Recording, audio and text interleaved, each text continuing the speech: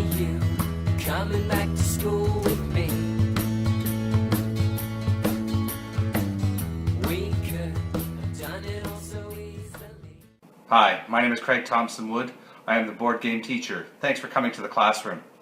I do apologize for the lateness of this video. I did say I was going to have this one out last week and then over the weekend, and then no excuses. I did say I was going to do one more video for the summer holiday session, so this will be the last of my summer holiday videos for this year. Let's just dive right into blinging out your board games.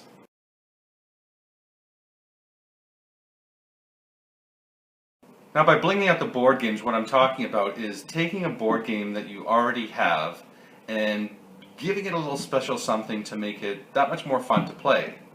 Sometimes for me, that is so simple as buying containers that are going to make it much easier to set up the game when I play it.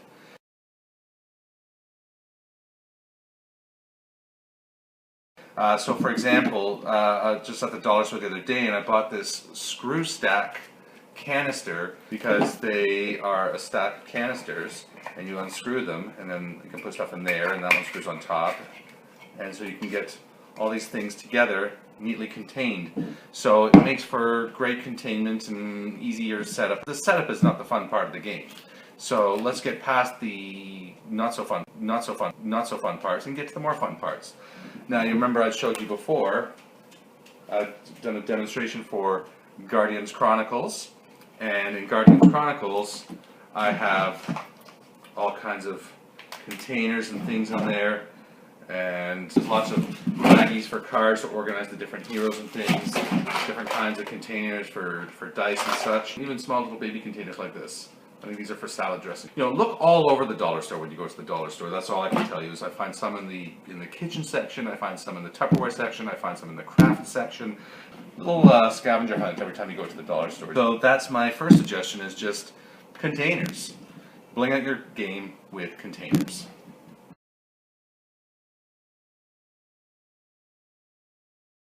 Always be on the lookout for things in the dollar store that are somehow thematically or some related to your games that can just give it that little bit more of a punch, a little bit more of an oomph, make you know, little gemstones. I found little hearts for love letter, or for example, I found these the last time I was in the dollar store, and you know, for anybody who's a fan of patchwork, I think these are fantastic. But I'm going to use these wooden buttons instead of the cardboard token buttons that come in the game. So I was really pleased with this find. I think it's going to add just that little bit more enjoyment for me. So looking for things in the dollar store that can be sort of thematically linked to your games.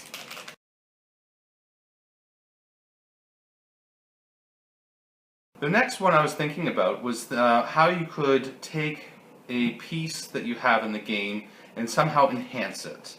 So for example, in the game Clank, it comes with a dragon, as we gamers call it, a meeple. It's a cardboard, or no, it's not cardboard, it's a wooden cutout of a dragon. It just looks like a silhouette.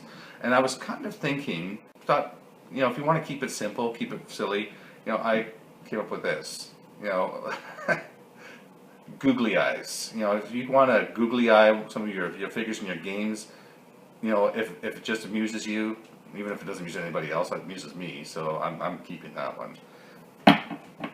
Googly eyes.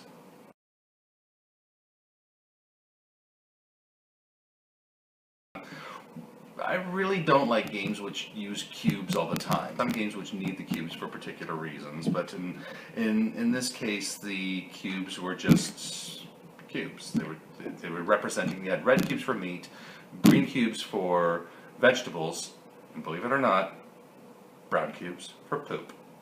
So in Dungeon Pets, you are raising pets. You have to take care of their needs. The monster is carnivore, vegetarian, omnivore, and as they eat, so shall ye poop. So what I did is I used a material called Model Magic. And Model Magic is a fantastic material. If you've never used Model Magic, I suggest you go out to Michael's right now. Pause the video, I'll wait. Okay, I'm assuming you're back now from Michael's with some Model Magic. This stuff is great. It's like plasticine, but without the greasiness, and it air hardens. I made little steaks for meat. And so I made a whole bunch of them. So there's a whole bunch of stakes here, and these are my meat tokens. So instead of using the red cubes now for the meat, I'm now using these stake tokens, and I just think it just makes the game so much more fun. And anybody who's played the game with me has loved them. And then for the vegetables, I made little cabbages. So I just made a whole bunch of these things, and again kept in one of those little dollar store containers. And so these meat and cabbage are my meat and veg for dungeon pets. But like I said, there are a lot of poops that happen in the game. So I made like many poops, and you have a lot of fun with it. 'Cause, I mean, you can do like really huge ones like that to small squirrely ones. It doesn't take you much time at all. Kind of thing you can do while watching TV, attending a lecture. No, not that, please. As an educator, I can't promote people making poops in class. And if there's one person I'd certainly like to mention for getting more ideas about kinds of things you can do for board games, board game related, I'm only kind of scratching the surface here. Check out ArtsyRobot.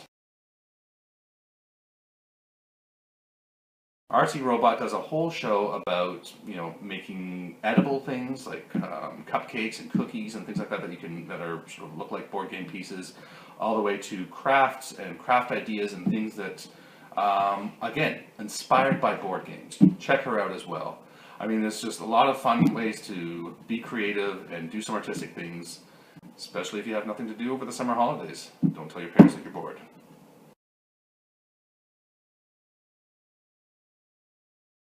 So one thing you can do to bling out your games is to paint the miniatures, if your game comes with miniatures, that is.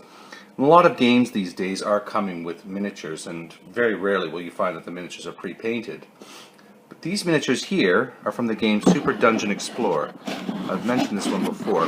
So here you can see we've got some skeletons, some ducks with axes. This is the spawn point here in the front. Some frogs riding birds, a giant bunny with a huge axe, some chests and a bitey chest, some kobolds, their spawn point, and a big guy back there called Rex. So this game can be a lot of fun. I find that it's more fun, much more fun, to play it with painted miniatures. Now with the magic of the internet and film, ta-da! Here we go, painted miniatures. So here you can see the kobolds starting to stand out a lot more. Rex looks a lot more imposing. The chests, and nice colors.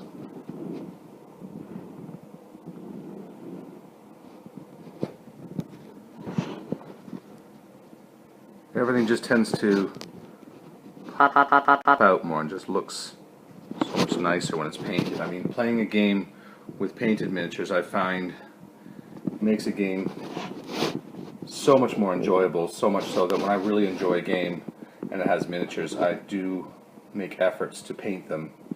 Now, don't worry, I'm not that fast. I didn't quickly stop the video and go and paint them. I actually have extra copies of some of the figures for Super Dungeon Explorer. So you can see here, there's Rex unpainted and Rex painted. Apologies for the poor lighting here. So here's some better lighting. You can see the painted Rex versus the unpainted Rex. So if painting is something you think you'd like to give a try, I say go for it. I mean, just maybe start off with some easier figures first and just try your hand at it. But honestly, it's not so much about talent as it is technique. Understanding how to apply the paints, how to apply washes, different things like dry brushing and priming. There's dip methods which are like super simple. Like I said, just a case of knowing how more so than being like super talented. But I am not going to be offering any kinds of tips and things on my channel. That's just like a whole world of other things out there. Instead, what I'm going to do is I'm going to put in the comment section below a link to a fellow Canuck out in Calgary, Alberta. He goes by the name Ghoul, Ghool, and he has a site called GhoolsWorld. And GhoolsWorld has many excellent tutorials on how to paint, how to prime, how to prepare the miniatures, everything you would need to know about painting. So I would highly recommend, if you have any interest in learning how to paint, maybe think this might be kind of fun to do, go check that out, because that is a really great resource. Go check out GhoolsWorld. Awesome stuff there, and he will do a much better job. He's a much better painter than I am, and he's already got many tutorial videos out there which will teach you how to do what you need to do to produce some quality miniatures and improve the enjoyability of your game by having some painted figs.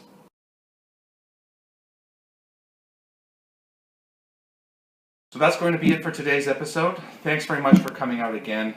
Like I said, this is going to be the last of the summer holiday videos. I'm going to go back to my regular programming, back in the classroom, starting very soon. So I'm Craig Thompson-Wood, the board game teacher, saying thanks for coming to the classroom.